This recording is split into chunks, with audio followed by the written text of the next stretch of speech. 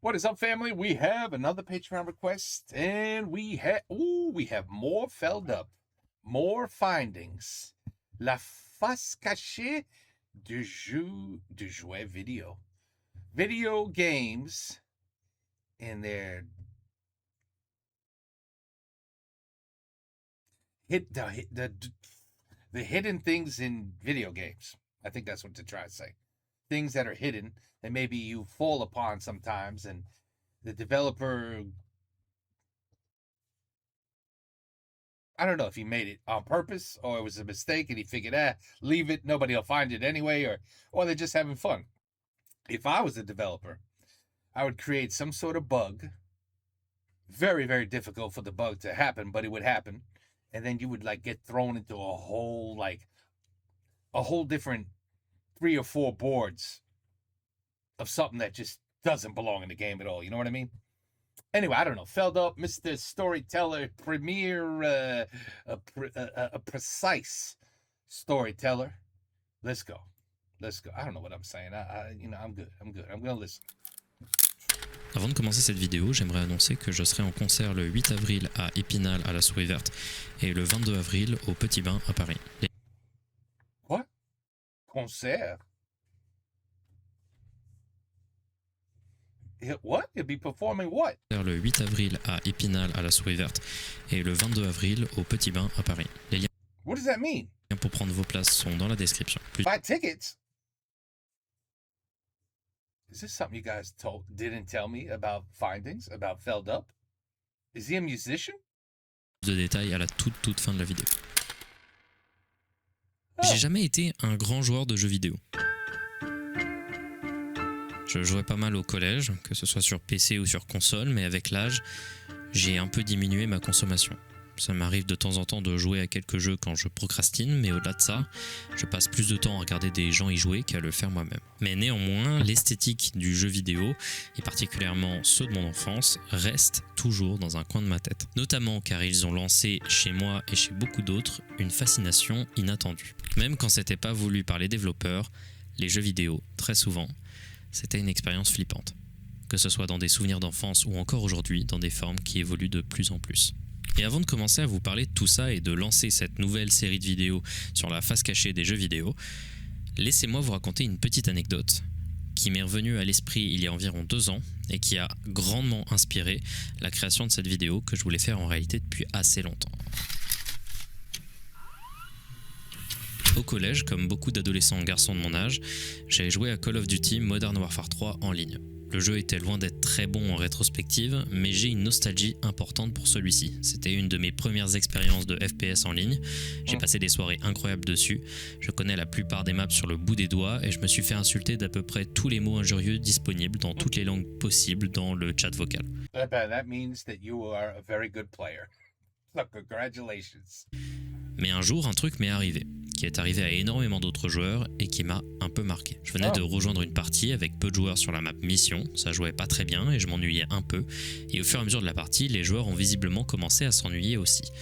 Et ont lentement commencé à quitter la partie, un à un. Puis d'un coup, je me suis retrouvé tout seul. Mes souvenirs du jeu sont assez flous et je me souviens plus très bien ce qui se passe lorsqu'il y avait plus trop de joueurs. Mais normalement, un décompte était censé apparaître qui, à son terme, s'il n'y avait pas de joueurs supplémentaires qui avaient rejoint la partie, devait arrêter celle-ci. Mais là, le jeu a juste bugué. Et je me suis retrouvé seul sur la map pendant plusieurs minutes. Et je suis très très loin d'être la seule personne à le dire, mais le feeling quand on est un gosse sur une map complètement vide dans un jeu designé exclusivement pour le jeu en ligne, c'est un sentiment très étrange qui mêle peur, solitude et fascination. Je me suis retrouvé instantanément à me balader un peu sur la map. Tout était excessivement silencieux. Une carte designée pour des affrontements était à présent supprimée de son utilité principale et tout semblait donc ne pas être à sa place. Quand je tendais l'oreille, j'entendais le vent, puis des bruits d'animaux et de temps en temps des trucs indéchiffrables. Is a bird an animal? Yeah, I guess it is. Et des bruits ressemblant à des voix au loin.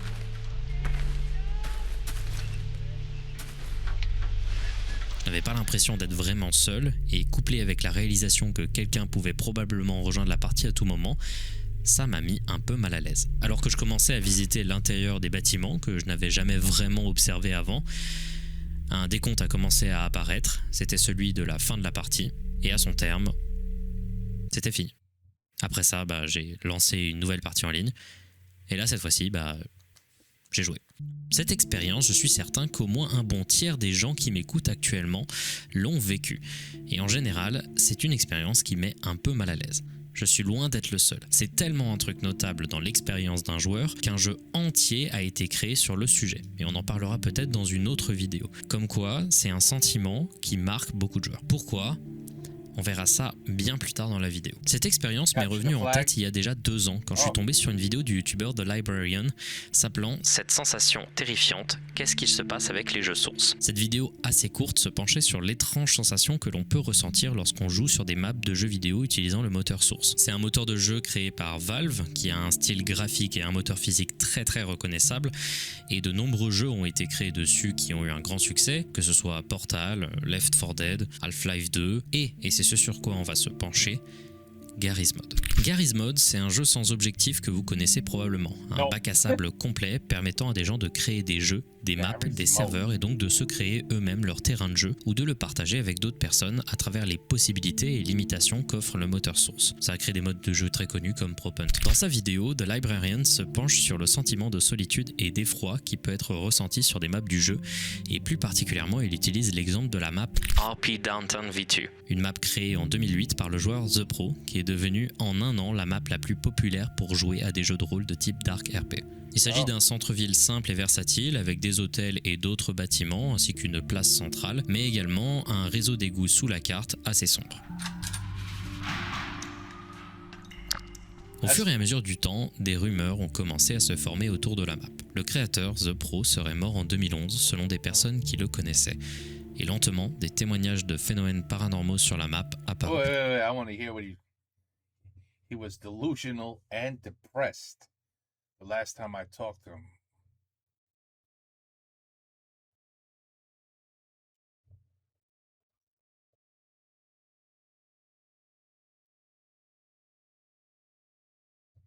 Okay. Qui le connaissaient. Et lentement, des témoignages de phénomènes paranormaux sur la map apparurent. Des fantômes, des silhouettes noires dans le coin de l'œil, des bruits ici et là, et des visages dans les fenêtres des bâtiments vides et vastes de la carte.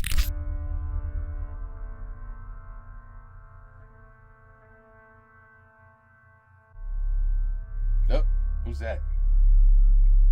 Toutes ces rumeurs sont fausses. Il n'y a jamais eu de fantômes trouvés sur cette carte, et elles sont l'écho en réalité d'un sentiment plus vaste sur les maps du jeu.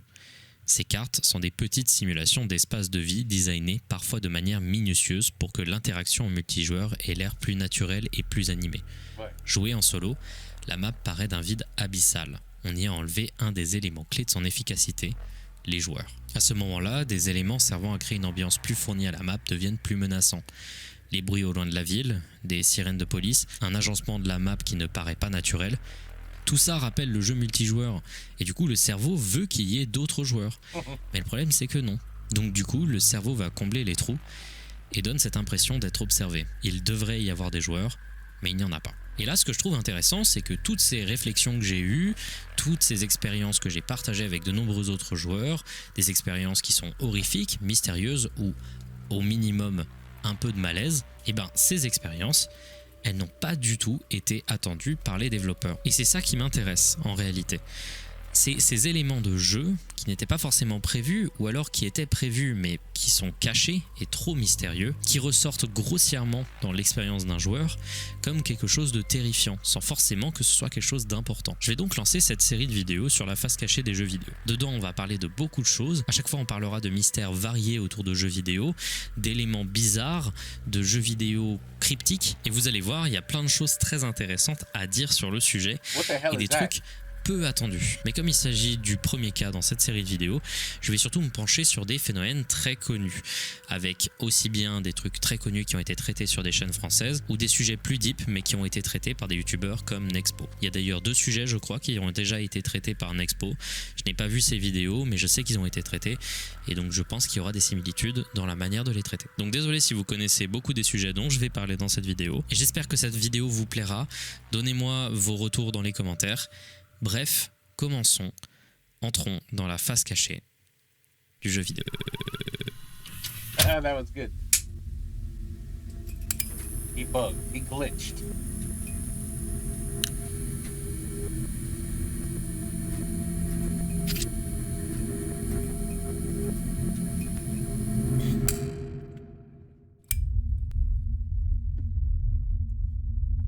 Ce premier cas, comme beaucoup d'autres sujets que je vais traiter, est assez connu, mais j'en parle pour une raison simple. Je sais d'avance que comme j'ai déjà traité de trucs beaucoup plus hardcore sur ma chaîne, on va se dire plus facilement, ça marque pas forcément ce genre de truc. Donc j'utilise ce cas-là pour expliquer le contraire. Un truc qui a marqué et fasciné beaucoup de joueurs, ce sont les easter eggs et les mystères cachés par les développeurs. Moi personnellement, ça m'a toujours mis mal à l'aise, mais je sais que c'est pas le cas de tout le monde. Pour ceux qui ne le savent pas, un easter egg, ou œuf de Pâques en français, c'est un détail, un secret caché par un développeur de jeu qui se veut être soit une référence directe à une autre œuvre, soit un clin d'œil au joueur, soit un truc caché, inexplicable. Je me suis rappelé de tout ça quand j'ai vu un TikTok qui racontait cette histoire. Le 23 juillet 2019, le youtubeur Sizable Door poste une vidéo sur un jeu vidéo auquel il avait joué durant son enfance, Army Men Sarge's Heroes sur Dreamcast. Âgé seulement de 4 ans, alors qu'il jouait au jeu qui était plutôt moyen, il est tombé sur un easter egg dans un niveau qui l'a énormément marqué. Des années après, il y pensait encore. Alors il est allé chercher sur internet pour trouver des vidéos, des images de gens qui avaient fait la même découverte. Strictement personne ne l'avait trouvé. C'est donc 20 ans après la sortie du jeu qu'il se décide enfin à partager sa trouvaille sur internet. Il allume le jeu, met des codes de triche, puis il rentre dans le niveau en question. My heart is beating out my chest right now. 18 years I've had this in the back of my fucking head. I've shown a few friends of mine and they don't believe it, but I'm finally able to show you guys this. Il se met à plat ventre devant un mur orange Right here. Et rampe dans un trou dissimulé de celui-ci. Voici ce qu'il y a derrière.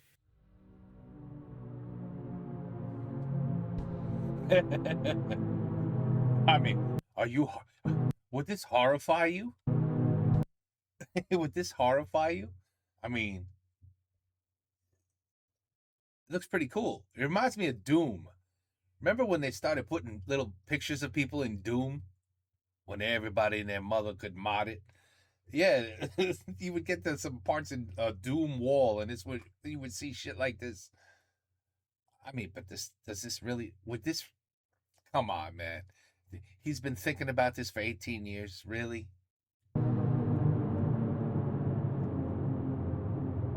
I fucking did it. Look at this. This has been undiscovered. I swear to God, it's been undiscovered since this game first came out. I swear to God, I'm probably the only person that's ever found this. And this plagued me my entire fucking life, dude. Dude, why? Seriously, come on. Vous voyez comment il réagit? I suggest you never go to the movies. Please don't ever go to the movies. Une telle réaction émotionnelle, c'est pas anodin. Quand je vous dis que ce genre de mystère peut profondément marquer, ce n'est pas pour rien. Cette vidéo a énormément tourné, que ce soit dans des articles ou dans ce genre de trucs, comme un des easter eggs les plus bizarres qui ait jamais été trouvé, et ce, longtemps après la sortie du jeu. Ça a démarré également au cours du temps une recherche pour trouver d'autres textures étranges dans le jeu. Les joueurs ont pu trouver notamment une image de petite fille dans le premier niveau. Oh wow. Ou alors un code de triche changeant toutes les textures du jeu en des visages du développeur. Il y en avait en effet énormément. Ces textures, c'était des textures blagues faites par les développeurs qui ne devaient en réalité pas se retrouver dans le jeu final. C'était des placeholders, des textures qu'on utilise temporairement en attendant de les remplacer. Cette histoire est parfaite pour une introduction parce qu'elle rappelle 2 choses qui vont être essentielles. D'abord, les jeux vidéo et les trucs bizarres qui peuvent se passer dedans, ça a un impact émotionnel sur les gens et ça peut énormément les marquer. C'est marquant comme d'autres médias peuvent l'être. Mais également, on ne peut jamais être sûr à 100% d'avoir trouvé tout dans un jeu. Même quand on a regardé dans les fichiers du jeu, etc., il peut toujours avoir ce petit truc caché qui peut passer inaperçu, peut-être à jamais. Game Boy. La Game Boy s'est vendue en des quantités aberrantes. Ouais. Il y a eu une période notamment où des fabricants, pour capitaliser sur ce succès, ont créé des tonnes d'accessoires inutiles de plus en plus alambiqués pour toujours et encore vider les poches des parents. Parmi ces anecdotiques expérimentations, on trouve la Game Boy Camera, un jeu accessoire qui permettait de prendre des photos de très faible qualité, de les modifier et de jouer à des petits jeux intégrés à la cartouche. On pouvait également acheter le Game Boy Printer pour Wow. I didn't know about all this shit. That's crazy. I think I had a Game Boy. I don't even know if I had a Game Boy, to be honest with you. I think my friends had the Game Boy and I played with their Game Boy.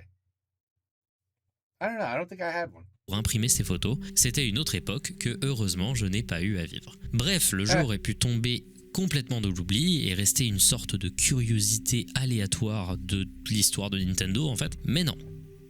Parce qu'il y a un truc qui n'a jamais été expliqué et qu'on n'a jamais compris, qui a terrorisé des tonnes de gamins. Si vous regardez dans un des écrans de sélection du jeu, il y a une fonctionnalité qui n'a rien à faire là du nom de Run. On peut traduire Run dans cette situation par courir, mais aussi par s'enfuir. Quand on sélectionne Run, on voit cette image montrant une carte de l'Afrique avec écrit « Vous vous apprêtez à franchir l'équateur ». Jambo Nintendo. Jambo signifiant bonjour en swahili. Là comme ça on dirait juste une petite blague bizarre mais mignonne, mais si on appuie plusieurs fois sur Run, on finit par tomber sur ça.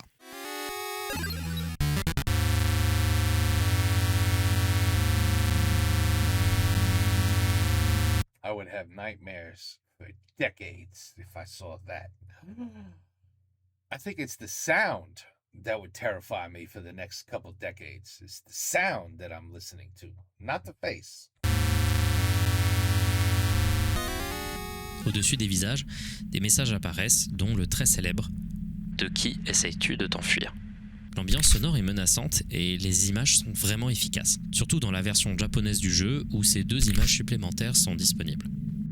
Il n'y a jamais eu la moindre explication pour cette blague, mais elle a au moins permis au jeu de ne pas sombrer dans l'oubli. On ne sait pas non plus quelle est l'origine de ces images, est-ce que c'est des employés, est-ce que c'est des... On ne sait pas. It has to be. It's the developers. It's the developers. Aujourd'hui, il s'agit d'un des mystères du jeu vidéo les plus connus sur Internet. Sonic CD sound test. Avec ce 3e sujet, on termine les sujets ultra connus avec un très étrange easter egg qui a beaucoup tourné sur internet et qui a un lien avec le jeu Sonic CD. Comme c'était un des premiers jeux sur CD, les développeurs pouvaient mettre beaucoup plus de musique de bonne qualité et donc c'est tout naturellement que, caché dans le jeu, un écran de sound test était disponible. Ce sound test était un peu caché et si vous vouliez y accéder, il fallait faire sur l'écran titre bas, gauche, droite et le bouton A pour y accéder. Et ainsi, on demandait aux joueurs de mettre des combinaisons de 3 nombres. Plusieurs combinaisons de nombres permettaient d'écouter des musiques du jeu, mais là ce qui nous intéresse, c'est ce qui s'affiche quand on met les nombres 46, 12 et 25.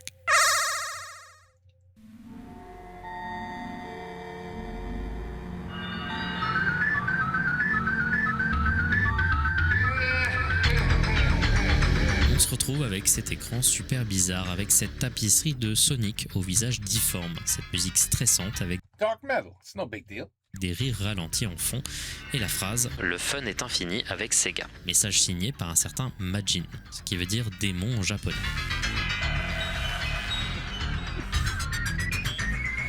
Demon in Japanese. Okay.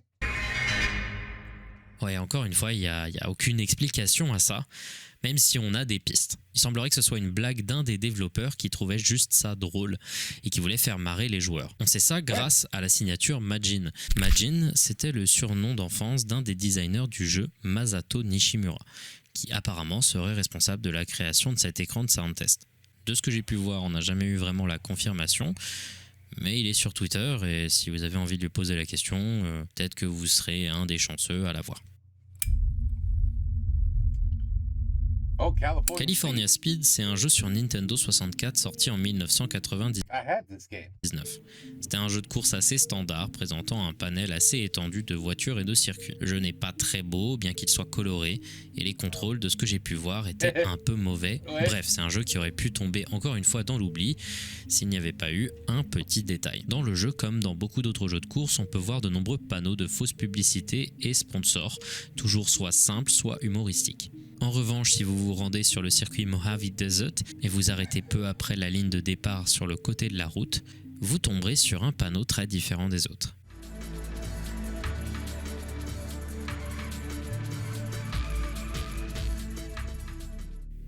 Au lieu de la couleur habituelle des autres circuits, vous verrez un panneau blanc avec écrit en lettres noires « Parfois, Dieu prend les mamans et les chiots avec lui, et parfois, seulement parfois, c'est moi qui le fais. » C'est en effet très bizarre et ça n'a clairement rien à faire dans le jeu. Cet easter egg a été révélé de manière significative au grand public sur le subreddit Creepy Gaming que je trouve génial en 2014. Ce subreddit, il a inspiré l'intégralité de cet épisode, clairement. Il présente des événements flippants et inattendus qui se passent dans des jeux vidéo et c'est legit, trop bien. Au début, les gens avaient du mal à croire que c'était un vrai easter egg du jeu. Beaucoup pensaient à un fake ou à un mod. Il faudra attendre une vidéo en 2015 du youtubeur The Easter Egg Hunter pour confirmer bel et bien que cet easter egg était réel.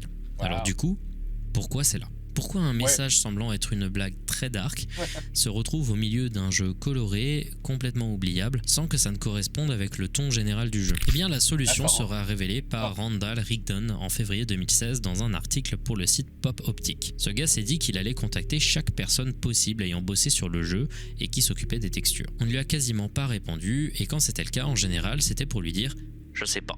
Il était frustré jusqu'à ce qu'il reçoive une réponse d'un certain Morgan Goda. Morgan Goda, il a un CV dans l'histoire du jeu vidéo qui est quand même assez stylé. Il a notamment été directeur artistique pour les Sims 3, ce qui est un assez gros titre, et aujourd'hui il a l'air de bosser pour la même entreprise qui gère Elder Scrolls Online. Bref, ce mec est assez stylé dans le monde du jeu vidéo, et le premier taf qu'il a eu à faire, c'est transmettre les textures du jeu d'arcade California Speed sorti en 1998 à sa version dont je parle depuis quelques minutes déjà sur Nintendo 64. Ce processus s'était fait dans le crunch, c'est-à-dire que toute la team d'artistes pour les textures a dû faire son taf très vite, dans une très courte période, dans des périodes et des durées qui sont complètement absurdes. Quand il est venu le moment de transmettre les panneaux publicitaires, les directeurs du portage ont demandé à l'équipe de tous les refaire entièrement, tout simplement parce que dans la version originelle, il y avait des pubs sur ces panneaux qui étaient des pubs pour d'autres jeux d'arcade du studio. Sauf que le focus du studio maintenant, c'était pas l'arcade, c'était le jeu sur console. Donc il fallait tout refaire. Comme il y avait très peu de temps, il a dû créer rapidement une texture placeholder.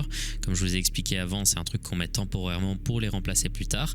Et il a voulu que ce soit très évident que ça ne devait pas être gardé. Et donc il a écrit le truc le plus stupide possible. Mais le problème, c'est que non seulement la texture n'a pas été remplacée après, mais aussi Morgan l'a complètement oublié. Du coup, ce que vous voyez, c'est une blague à la con d'un développeur fatigué en crunch complet, qui 18 ans après sa conception lui a été remis en dessous du nez. Et je trouve ça incroyable. Ouais, that's interesting. Scooby-Doo, non. Là, on commence à rentrer dans des trucs qui sont moins connus de la part des joueurs français. La saga de films Scooby-Doo est un truc absolument glorieux, typiquement issu du monde formidable des années 2000. Ici, on ne va pas se pencher sur ces films, mais uniquement sur le marketing du deuxième opus de la saga, Scooby-Doo 2, Les monstres se déchaînent, ou en anglais Scooby-Doo 2, Monsters Unleashed, qui a eu une méthode marketing assez originale pour l'époque, un petit jeu flash point and click sur navigateur sorti en 2004 sur le site officiel du film appelé Scooby-Doo Escape from the Cool Onion. Le jeu était bizarre, c'était comme dit précédemment une sorte de point and click tout simple, avec des énigmes à résoudre. L'ambiance était un peu similaire à celui de la série et de l'univers de Scooby-Doo en général, c'est-à-dire inspiré par l'horreur, mais clairement pas horrifique. Rien que la musique du jeu vous indique clairement que vous n'êtes pas là pour passer un moment horreur. Si le jeu est profondément oubliable, il y a au milieu de tout ce bordel un détail dont des centaines de joueurs se souviennent.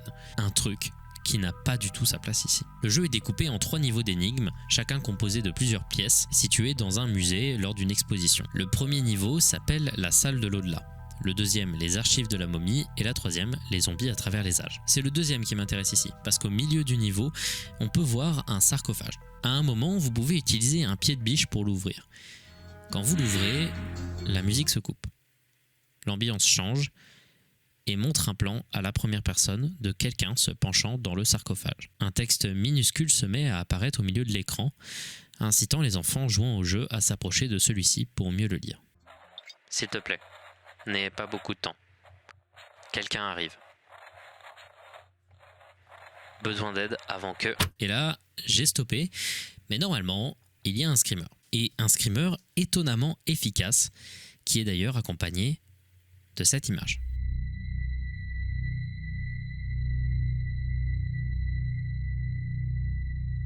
La mise en scène de ce moment, elle est assez brillante et t'étonne complètement du reste du jeu. C'est assez aberrant à voir. Ouvrir le sarcophage n'est pas nécessaire pour avancer dans le jeu. Et en réalité, c'est juste un faux indice. Et arriver à l'ouvrir est plus difficile que de résoudre les autres énigmes. Aucun enfant ne s'y attendait. Et c'est resté pour beaucoup d'entre eux un véritable traumatisme. Je sais que certains soufflent déjà du nez parce que j'ai dit traumatisme, mais je rigole pas. Il suffit de se pencher dans les commentaires d'une vidéo qui en parle, et on peut lire ce genre de choses. Ça m'a traumatisé. Why didn't we see the jump scare then? He could have, Feldup could have showed us the actual full jump scare. Why didn't he? Disais quand j'étais enfant, j'avais passé tellement de temps à ouvrir le sarcophage comme si c'était un grand puzzle. I screamed at the top of my lungs and I was crying for hours. J'avais hâte de l'ouvrir car je pensais que c'était comme ça qu'on sortait de la pièce.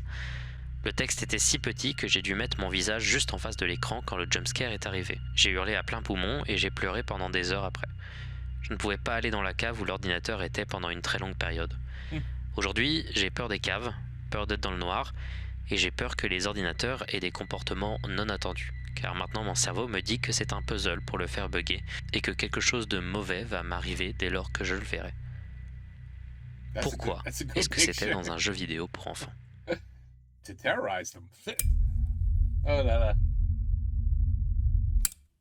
Infra est un jeu vidéo d'aventure à la première personne sorti en 2016 et développé par Loist Interactive, un petit studio de développement finnois. C'est un jeu franchement très sympa dans lequel un ingénieur doit inspecter des infrastructures d'une ville fictive du nord de l'Europe intitulée Stalberg. Si le concept peut paraître ultra chiant, en réalité ça ne l'est pas. Il y a un vrai scénario intéressant qui parle de corruption politique et au sein duquel vous allez pouvoir vous retrouver enfermé dans des tunnels souterrains contre votre gré en devant prouver des traces d'un complot autour des puissants de la ville. Le jeu, j'ai pu y jouer seulement un tout petit peu, mais il a l'air vraiment bien. Et il a l'air franchement aussi d'avoir une atmosphère assez sympa. La majorité du jeu est assez contemplative, c'est pas du tout un jeu d'horreur. Vous allez régulièrement vous retrouver à vous balader avec des buts juste très vagues dans des vieilles installations décrépites ou dans la nature. Et là, vous allez commencer à trouver des détails chelous, cachés un peu partout. Ces détails constituent un ARG encore non résolu, si j'ai bien compris, autour du jeu, qui est détaillé sur le Stalberg Wiki. Et c'est légitimement fascinant, la quantité de vie qui a été insufflée dans un jeu qui aurait pu être profondément terre-à-terre. Un truc que j'aime particulièrement dans ce jeu, c'est la présence importante du lore, qui est dissimulé de manière intelligente un peu partout dans le décor. Et en particulier, il y a un truc que j'aime, c'est la présence d'une légende urbaine autour de Mörkö, qui signifie croque-mitaine en finnois. Mörkö, on peut le voir énormément dans le jeu, dans plein de détails dissimulés partout. Que ce soit ici, où on voit son masque sous ce pont, Okay. ou ici, dans une grotte, ou alors encore dessiné sur des murs un peu partout. Et déjà, ça met une certaine ambiance au jeu. Comme précisé avant, ce n'est pas du tout un jeu d'horreur. Mais avoir l'ombre de cette entité tout le long d'un jeu qu'on passe sous terre dans des tunnels claustrophobes, c'est déjà génial et suffisant pour foutre un léger frisson aux joueurs. Mais ici, j'aimerais parler d'un truc. Un petit détail, un petit easter egg du jeu, que je trouve brillant. À un moment du jeu, le joueur doit se balader dans une section appelée les tunnels d'eau Bergman. Après avoir erré dans ces tunnels et après une suite d'événements que je ne vais pas donner pour des raisons de spoil, vous vous retrouverez à devoir vous échapper de ces tunnels alors que ceux-ci s'apprêtent à s'effondrer en prenant un ascenseur. Mais si vous regardez autour de vous dans la salle de l'ascenseur, vous verrez une autre porte qui mène à un tunnel nommé le tunnel B2. Si vous essayez de l'ouvrir, vous verrez qu'elle est fermée à clé. En réalité, si vous voulez avoir accès à cette section, il faudra trouver un fusible, une clé bien cachée juste ici, et connaître un code qui lui aussi était bien caché au pif sur un calendrier plus tôt dans le jeu, 4027. La clé permet d'ouvrir la porte du sas du tunnel B2, le fusible permet de donner de l'électricité au code de la porte que l'on peut entrer par la suite. On a à peine le temps de lire une note qui nous indique qu'il ne faut surtout pas rentrer dans le tunnel, que l'on est déjà en train de franchir la porte. Et soudain, changement d'ambiance.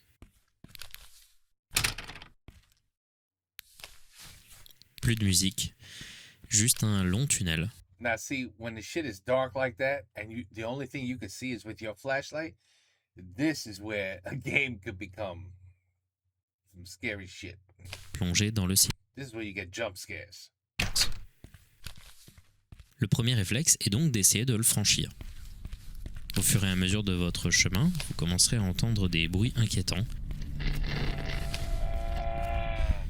des voix, des respirations fortes.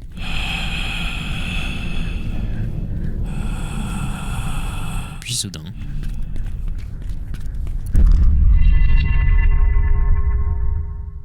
Okay, I was expecting a little something better than that.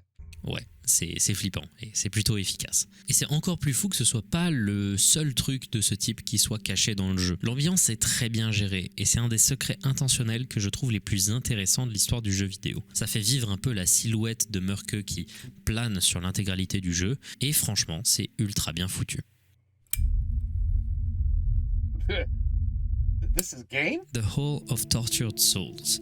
Cela il sonne vraiment comme une creepypasta, mais il est pourtant réel. Laissez-moi vous parler d'un easter egg qui se situe dans un des jeux les plus joués de l'histoire du jeu vidéo, le très célèbre Microsoft Excel 95. On dirait une blague, mais je vous promets que je troll pas. Il y a bel et bien un easter egg hyper bizarre et obscur caché dans Excel 95, disponible uniquement du coup sur Windows 95 et qui a été supprimé par la suite comme la quasi-totalité des easter eggs de Microsoft. Et je trouve qu'il y a une atmosphère particulièrement efficace et flippante dans celui-ci. Pour déclencher ce secret, rendez-vous sur une nouvelle page vierge Excel 95. Rendez-vous ensuite à la ligne numéro 95 et sélectionnez l'intégralité des cases de la ligne en appuyant sur le chiffre 95. Sélectionnez ensuite la case B95, appuyez ensuite sur LED, puis sur À propos de Excel. Maintenez ensuite CTRL, ALT et SHIFT et appuyez sur Tech Support et une fenêtre apparaîtra. Cette fenêtre s'appelle The Hall of Tortured Souls, la salle des âmes torturées. Il s'agit d'un mini-jeu en 3D primitive à la Doom. Dans ce jeu, vous apparaissez dans cette salle verte avec des piliers bleus. On peut voir quelques fenêtres à travers desquelles on peut observer un ciel rouge In Excel? Oh, that is so cool. et un horizon vide. Si vous utilisez les flèches directionnelles de votre clavier, vous pouvez vous déplacer. Vous pouvez également utiliser les touches D et C pour regarder en haut et en bas. C'était vraiment les débuts du FPS. Si vous vous déplacez, vous pourrez passer cet escalier bleu qui amène à une petite pièce rouge avec des crédits. Probablement les gens ayant bossé sur Excel, qui ne bénéficiaient pas forcément de reconnaissance à l'époque. Si pour l'instant l'ambiance est un peu étrange mais ça va, les choses deviennent plus intéressantes lorsqu'on réalise un cheat code. Donc oui, il y a un secret caché dans un secret. Tapez EXCELFKA, Excel FKA, et vous verrez le mur à l'arrière de la première salle disparaître. Vous tomberez alors sur cette grande salle rouge avec un Who the hell found this information? petit chemin bleu surélevé.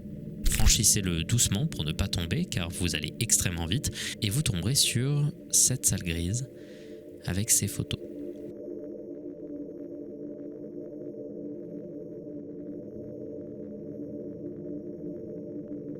Ces photos qui sont encore non identifiées. Probablement l'équipe de développeurs, mais ça n'a jamais été confirmé à 100%. Wow. Voilà donc la salle des âmes torturées. C'est vrai que pour 1995, un Tortured souls who had to make this software.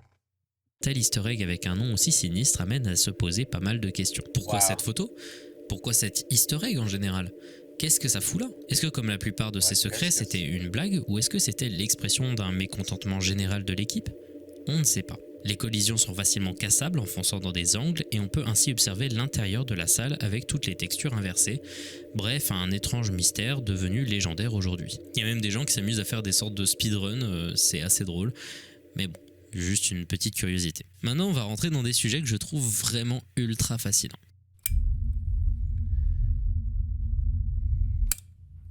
The Museum of Anything Goes, c'est un de mes trucs préférés qui ait pu exister.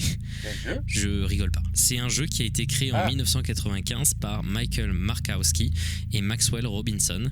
Et il s'agit d'une sorte de proto-jeu éducatif qui est en réalité un délire psychédélique ultra étrange et magnifiquement daté. Pour vous dire, quand vous lancez le jeu, vous voyez ça. You can turn right, you can turn left, you can step forward, step backwards, move at an angle, or you can just click on...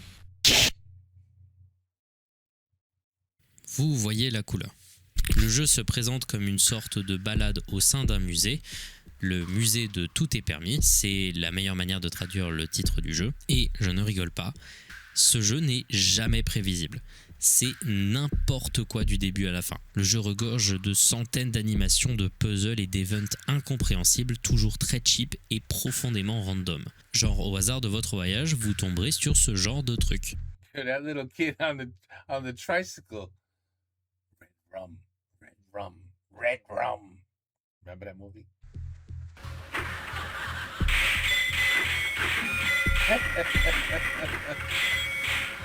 Ou ce genre de truc.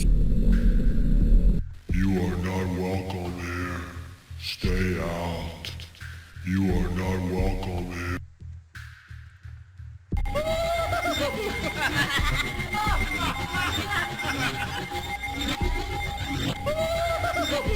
Ici, si vous cliquez ici, ben vous verrez ça. That's the first Freddy. Friday Night at Freddy's. That shit was out already?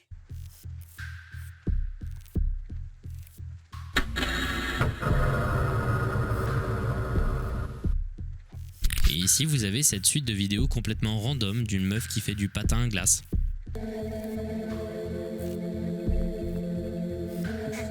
Wow. Et c'est comme ça tout le temps. Ce jeu, il est incompréhensible, ça regorge de trucs complètement aléatoires et c'est jamais prévisible. Mais, et vous l'avez remarqué, l'ambiance du jeu est pas tout à fait accueillante. D'abord, moi je vous mets une musique en fond, mais en réalité le jeu est plongé dans un profond silence, régulièrement arrêté par des crachats de bruit aléatoires.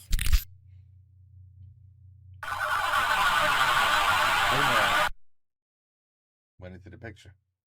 Également, l'esthétique du jeu me plaît, car j'adore les vieux designs du début de l'informatique, mais clairement l'association de ces graphismes primitifs avec de vraies images photographiques détourées donne cet étrange sentiment de malaise dans tout le jeu. Aussi, il y a beaucoup d'enregistrements de voix et de narration dans le jeu, toujours fait de manière très amateur, ou alors pioché dans des enregistrements historiques. Et à chaque fois c'est bizarre, et très souvent c'est incompréhensible. Et aussi, le jeu, parfois, il est juste flippant. Il fait juste peur. Je vous avais montré ce passage avec la peluche qui marche dans le noir complet et qui fait afficher ce clown trop bizarre. Mais genre ça.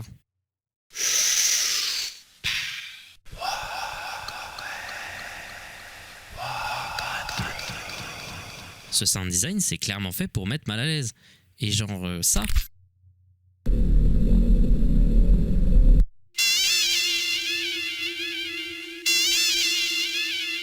Again, you got people.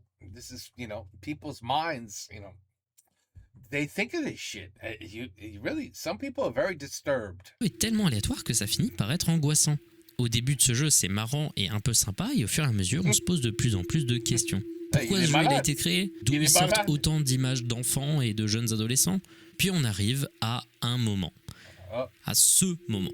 Comme beaucoup de gens, j'ai découvert ce jeu grâce à Vinny de Vinesauce qui avait fait un long gameplay dessus et qui l'avait donc revitalisé. Et comme beaucoup de gens, il y a un clip qui m'a énormément marqué. Il a pas mal tourné sur Reddit. À un moment, lorsqu'il se baladait dans les parts plus obscures du jeu, il est tombé sur ce tableau avec un passage obscurci par des nuages. Il clique dessus et un message apparaît. Appuyez sur ce bouton si vous voulez voir quelqu'un tomber du ciel. That's nice. No!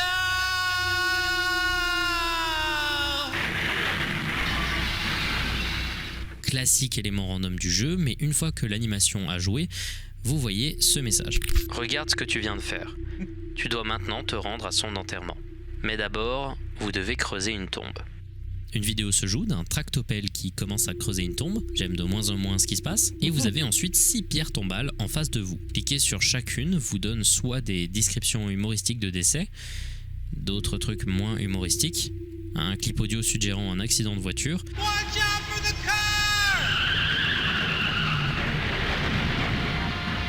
etc. Mais juste après, si vous appuyez sur le bouton pour passer au prochain tableau, vous verrez une vidéo d'un vrai enterrement.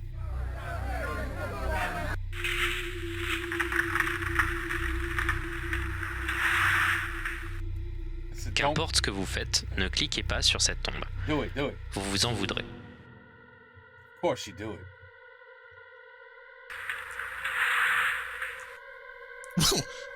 Whatever you do, don't click the grave. You'll be sorry. What, a spooky skeleton? Oh my god, that's a dead body. Get me out. The fuck is this Okay, you saw a dead body? Oui. Hold on. Oh my god. What, a spooky skeleton? Oh my god, that's a dead body. Get me out. The fuck is this? Look like an alien. I ain't see no dead body. Oui, derrière ce flou et avec cette ambiance sonore, on peut voir un plan ultra graphique d'un cadavre manipulé par Oh. quelqu'un en blouse blanche. Quand les gens ont vu ça, 1000 questions se sont posées. Là, ouais, c'est le moment où le jeu... C'est mes yeux ou quoi? C'est mes yeux? C'est mes yeux? Where the... What do you... What? Les gens ont vu ça, 1000 questions se sont posées. Là, ouais, c'est le moment où le jeu il arrête d'être marrant et on se pose vraiment des questions parce que c'est une image, c'est une vidéo dont la source n'a toujours pas été trouvée. Beaucoup de gens ont analysé cet enregistrement parce que beaucoup avaient peur que vraiment on était en face d'un cadavre complètement impromptu situé dans un jeu vidéo éducatif. Et en fait, il semblerait qu'il s'agirait juste de la carcasse d'un cochon. Mais d'abord, c'est vrai que ça a l'air un peu humain. L'éclairage de la vidéo donne pas du tout cette impression qu'on regarde de la viande, mais bien qu'on regarde un vrai cadavre bien décrépit et bien pourri. Mais la viande, ça reste aussi un cadavre. Guys, am I going crazy? Is there something wrong here? The only thing I see here is JDG. JDG. C'est JDG. That's the only thing I see here. And then he lost weight. Joueur de grenier. C'est quoi le problème là? Je comprends pas. Je vois pas. Et personne est mort. I don't see no bodies, no corpse. I only see Fred. Vrai cadavre bien décrépit et bien pourri. Mais la viande, ça reste aussi un cadavre. Donc, important de le rappeler. La théorie du cochon semble être la plus probable car malgré le fait que le jeu veuille clairement indiquer qu'il s'agit d'une dépouille humaine, il semblerait que les os soient trop gros pour que ce soit le cas. Mais quand même, certaines personnes maintiennent qu'il s'agirait d'un cadavre à cause de la présence de cette machine, qui est soit un outil permettant de se débarrasser de restes inutilisables de viande, What? ou un outil de Yeah, no, he's making a video with Seb. crémation. Maintenant, qu'est-ce que ça fout dans un jeu éducatif? Bah en vrai, avec tout ce que je vous ai dit, clairement le jeu il n'a pas l'air d'être vraiment un vrai jeu éducatif. On Non, dirait I plutôt don't une think sorte so. de délire artistique plutôt intéressant, mais aussi pas forcément fait pour tous les publics. Énormément de moments du jeu font référence à la mort de manière assez violente, avec de l'humour très nihiliste. Bref, ça demanderait d'essayer de contacter les créateurs, même s'ils ont l'air d'être difficilement trouvables étant donné que le jeu est très vieux, mais ça pourrait nous apporter des réponses. La solution très probable, c'est que ce soit genre des images stock très vieilles et un peu obscures qui ont été filmées dans le coin où ont été filmées un peu tout le reste des vidéos qui sont It's trouvables weird, dans le jeu. man. It's a weird video. Mais pour l'instant, ça reste un mystère. Personne ne sait d'où ça vient. Some weird shit, this video. Le freezer. Alors ce sujet, il n'est pas aussi violent que le précédent et que celui qui va venir après, mais je le trouve absolument fascinant et étonnamment pas très connu. Laissez-moi vous parler d'un mystère inexpliqué du jeu Saints Row 2, un GTA-like très connu, un mystère qui tourne autour d'une créature qui s'appelle le Freezer. That Jake the Snake? WWE? That's not Jake the Snake? Oh, anyway. No, I've never seen this shit ever. Wow. No, I never saw this game. Never saw this game. Oh my goodness. Ça va sonner comme une creepypasta, mais vous allez voir, c'est complètement fou. Dans le jeu Saints Row 2, qui est une sorte de GTA-like assez populaire, vous pourrez à un moment jouer à un mini-jeu du nom de Zombie Uprising. Le concept du mode de jeu est tout à fait compréhensible, hein, c'est du désengage de zombies. Si vous voulez rencontrer le Freezer, il va falloir entrer plusieurs codes de triche. Une invincibilité, des munitions infinies, des explosions beaucoup plus fortes et une gravité réduite. Quand vous aurez débloqué les grenades et que vous arriverez à cet endroit de la map, lancez une grenade pour vous propulser au-dessus de ce bâtiment. Utilisez une grenade supplémentaire pour glitcher en dehors de la map et vous vous retrouverez dans la map normale du jeu.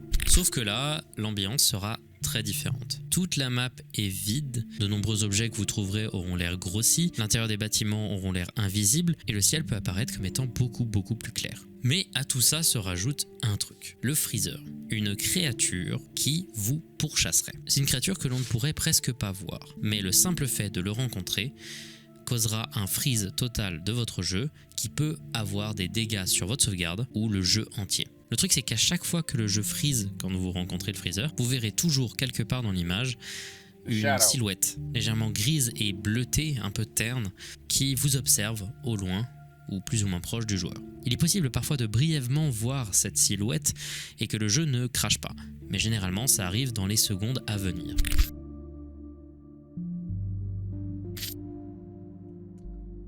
C'est cette silhouette, le Freezer. Et il semblerait qu'il apparaisse beaucoup plus dans certaines parties de la map, particulièrement sous ce tunnel. On dirait une creepypasta le truc. Et très sincèrement, quand j'ai vu le truc, il a fallu beaucoup d'efforts pour arriver à me convaincre que c'est réel. Surtout que ça a été fait très peu de fois, que ça n'arrive que sur le portage Xbox 360 du jeu, et que beaucoup de gens semblent être très sceptiques. Mais c'est vrai, le Freezer existe. Et le pire dans tout ça, c'est que ce n'est pas volontaire du tout. Ce bug, cette créature, ce n'est que une coïncidence liée au code bordélique de Saints Row 2. Il n'y a aucune explication. Et l'apparition de cette silhouette, pareil, c'est une coïncidence. C'est un bug qui apparaît comme une créature qui vous pourchasse. Je trouve ça ouf. Hong Kong, 97.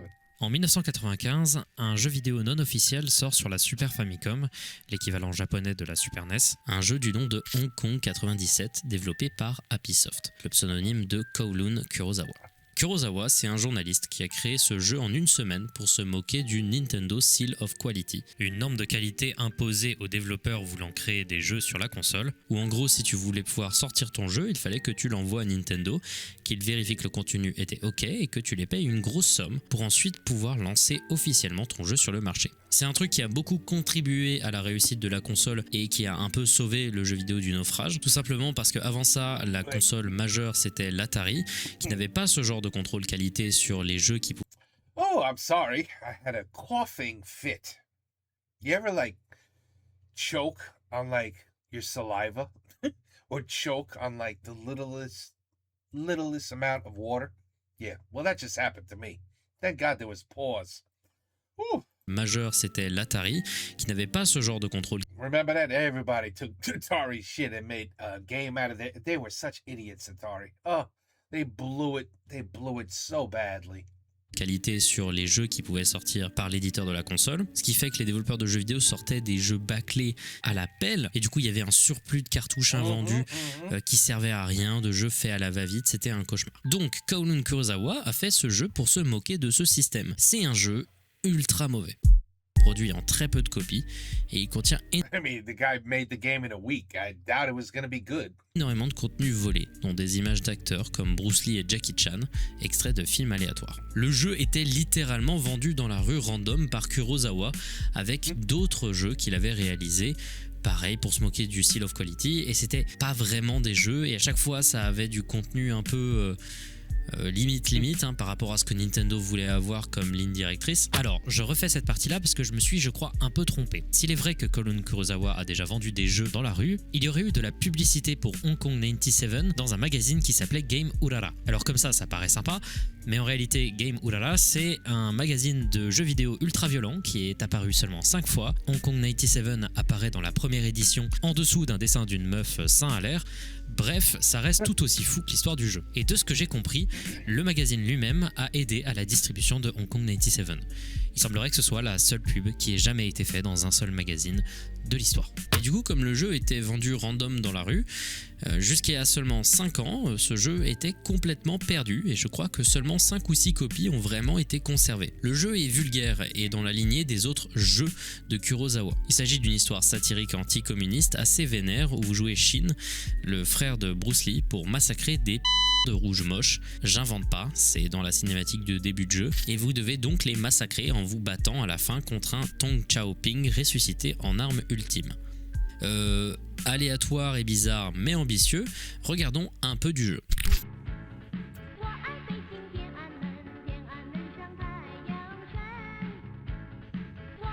C'est littéralement considéré comme un des pires jeux de l'histoire du jeu vidéo. C'est véritablement un désastre sur tous les niveaux. Le jeu est buggé, inintéressant, l'histoire est écrite dans un anglais très mal traduit, et en plus de ça, la seule bande-son du jeu, c'est un loop de 6 secondes d'une chanson chinoise qui s'appelle Beijing Tiananmen.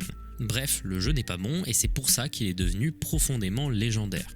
Et c'est un des exemples les plus typiques de ce qu'on appelle le shovelware, le fait de faire du jeu vidéo de manière complètement bâclée, comme si on les jetait à la pelle. Ça a été ramené au goût du jour par l'AVGN, l'ancêtre de JDG, qui en a parlé dans une vidéo qui aujourd'hui compte 10 millions de vues. What did you say? L'ancêtre de JDG, Ouais. qui en a parlé dans une vidéo qui aujourd'hui compte 10 millions de vues. Mais un détail du jeu, souligné dans la vidéo, va lancer plusieurs années de spéculation, particulièrement à cause d'un détail. L'écran de Game Over. Là, pour vous, l'écran, il est flou. Mais derrière ce flou, il y a une image d'un cadavre avec au-dessus des indications de caméra VHS. À ce moment-là, les théories vont fuser, parce que personne n'avait le contexte de l'image, et franchement, ça n'avait pas sa place ici. Certains se disaient que c'était potentiellement un acteur, mais le sang, l'image, la pose, les instructions VHS, ça ressemblait vraiment à un vrai. Alors, je vais vous donner quelques théories qui tournaient à l'époque parce que c'est assez intéressant. La théorie principale était qu'il s'agissait du corps d'un individu très peu connu du nom de Leszek Blazinski qui avait mis fin à ses jours 3 ans auparavant. Leszek, c'était un boxeur polonais qui souffrait d'une grave dépression après la mort de sa femme. Très peu est connu à son sujet, à part le fait que son visage ressemblait un peu à celui du gars dans le Game Over. Cette théorie rejoint un paquet d'autres qui ont tous le même point commun, pointer du doigt le fait qu'on ne connaît pas la source de l'image, et qui accuse donc le créateur d'avoir tué quelqu'un et d'avoir mis une image dans le jeu. Flippant. That'd be crazy. Et sachez que pour une fois, on a eu le fin mot de l'histoire. Alors que plusieurs enquêteurs commençaient à trouver des copies jouables du jeu, notamment le Ultra Healthy Video Game Nerd, qui a notamment réussi à interviewer Kurosawa, des gens ont fini par dire qu'ils connaissaient en fait l'image, et qu'elle venait de ce qu'on appelle un mondofilm, du nom de Morte. Alors, qu'est-ce que c'est qu'un film mondo ? C'est un type de cinéma d'exploitation qui s'inspire du film Mondo Cane, littéralement ça signifie monde de chien en italien, qui est un film de propagande pro-coloniale Monde de dont chien. l'objectif est de montrer les pratiques les plus violentes de culture non occidentale, avec évidemment un énorme billet colonialiste et aussi de la mise en scène présentée comme étant vraie. Et en réalité, aujourd'hui, quand on parle de films mondo, on parle de documentaires qui sont en réalité des mixtapes gore montrant des images ultra choquantes de morts, soi-disant pour transmettre un message. C'est des films monstrueux, contenant des vraies images de gens morts, torturés, déchiquetés et certains des pires trucs possibles, sans vraiment de narration. Pour Let's watch it. Oh wait, can't. YouTube. donner un côté ultra choquant et faisant réel. L'image de ce Game Over est un vrai cadavre, un cadavre d'un civil bosniaque, tué par des Serbes durant la guerre de Bosnie-Herzégovine. C'est vraiment de très mauvais goût. Oui, je crois, oui. And to the people wondering who the person is at the Game Over screen, he doesn't know. He never knew. It was taken from a regular VHS sold at a store. Wow. Voilà, c'est la fin de cette vidéo, mais j'aimerais quand même donner quelques petites choses en conclusion. D'abord, j'espère que cette vidéo vous a plu, voilà, je voulais le dire comme ça, mais aussi Toujours.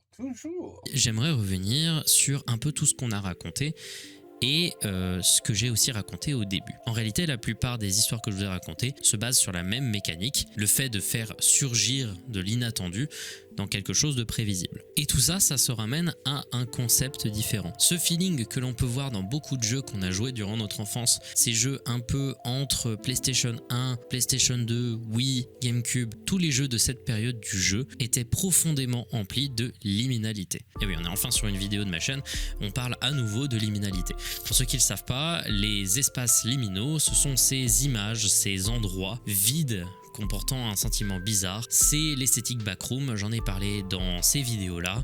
Voilà, donc s'il vous plaît, allez les regarder. Si vous voulez une définition plus claire, allez regarder surtout celle-là. Le jeu vidéo est fait pour imiter un espace qui soit vraisemblable, un espace réel. Le problème, c'est que évidemment, tous ces espaces numériques sont complètement faillibles. Dès lors qu'on enlève le moindre variable de cet environnement auquel on essaye de donner une vie, l'aspect extrêmement factice de l'univers du jeu finit toujours par ressortir. Et le fait que ça ressorte d'une manière aussi visible, c'est là que ça crée le malaise. Là ici, je vous ai donné de nombreux exemples de plusieurs mécaniques qui parlent soit de choc, soit de procédés liminaux d'horreur. Et bien tous ces trucs qui de base n'étaient pas voulus par les développeurs, développeurs ou alors qui ont été mal interprétés, ont inspiré un tout nouveau genre de l'horreur qui apparaît de plus en plus en ce moment. C'est un truc qui a pris beaucoup de noms, mais le nom principal que j'ai pu voir, c'est le digital horror. On peut voir de nombreuses chaînes s'inspirer de l'esthétique des jeux du passage de la 2D à la 3D et de la génération qui a suivi ce passage-là, pour faire de très nombreuses histoires d'horreur interactives, fictives, se passant dans ces jeux. Il y a eu d'abord toute la vibe Super Mario 64 durant une période, avec les passionnants Super Mario 64 Beta Archive et toutes les séries d'horreur sur le sujet, mais on a également eu sur Minecraft, avec de nombreuses chaînes essayant de présenter des versions perdues de Minecraft Alpha, où il se passe des choses étranges, ou alors on peut voir des entités. Je trouve que c'est ultra créatif et que c'est plutôt intéressant et que ça touche à des sensibilités qu'on a eu beaucoup, parce que le jeu vidéo a fait partie, pour beaucoup de gens qui me suivent, du développement dans l'enfance. Mais je trouve que encore maintenant, ça n'a pas encore été utilisé d'une manière que je trouve vraiment convaincante à 100%. Il y a eu des trucs intéressants, mais pas à 100%. Enfin non, il y en a un qui a été à 100%, et c'est Petscop. Et l'esthétique m'a tellement touché que j'en ai fait plus de 2 heures de vidéo. Donc il y a clairement quelque chose d'intéressant à creuser dans tout ça. Il y a une esthétique bourgeonnante qui ne demande qu'à être utilisée d'une manière vraiment crédible et vraiment intéressante, mais il semblerait que ça ne soit pas encore fait. Et vous savez très bien ce que ça veut dire. Vous avez un de boulevard pour créer des fictions sur internet d'horreur qui soient intéressantes dans le domaine du jeu vidéo.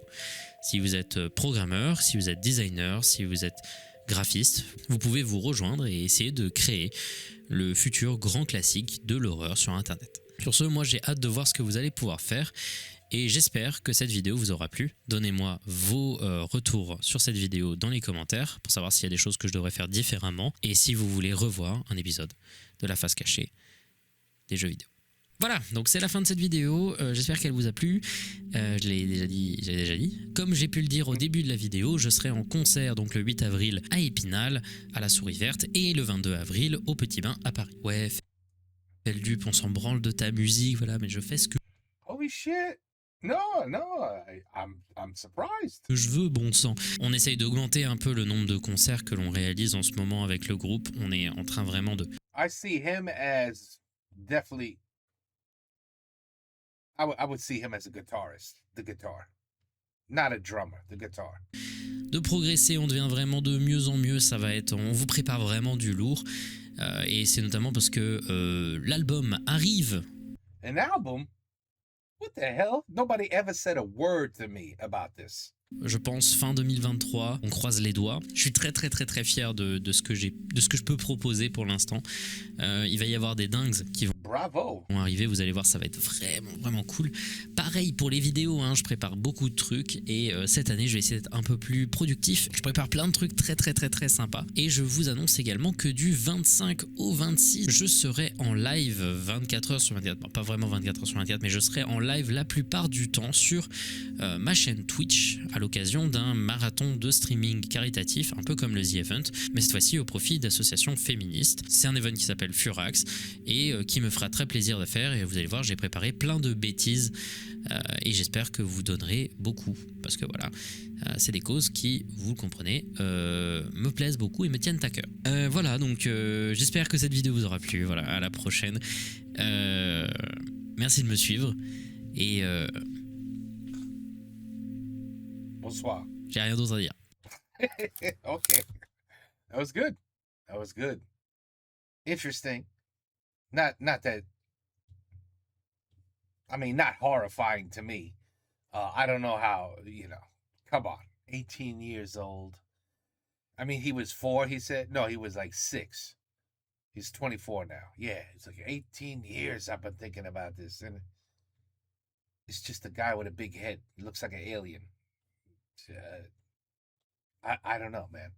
I don't know how people could be terrified of that for 18 years. I could think of a lot of other things in life that could terrify you, but that's not one of them. But anyway, I know what he's saying, especially like if you're in a game alone, you're expecting people to be everywhere, no one's around all of a sudden. Now you can hear sounds you never heard before because you're used to gunfire and action.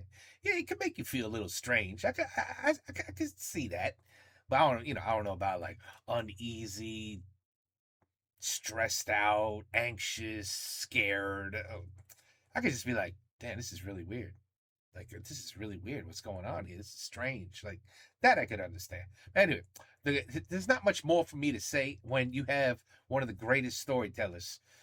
Him and The Great Review. I mean, the way they just tell you a story it's just unbelievable. You just sit here and you listen.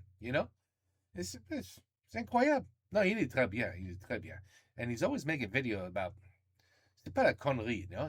C'est des choses intéressantes. Et ça, c'est que j'aime beaucoup. J'aime ça. C'est ouf, as you guys would say. Take care. Peace out. À la prochaine.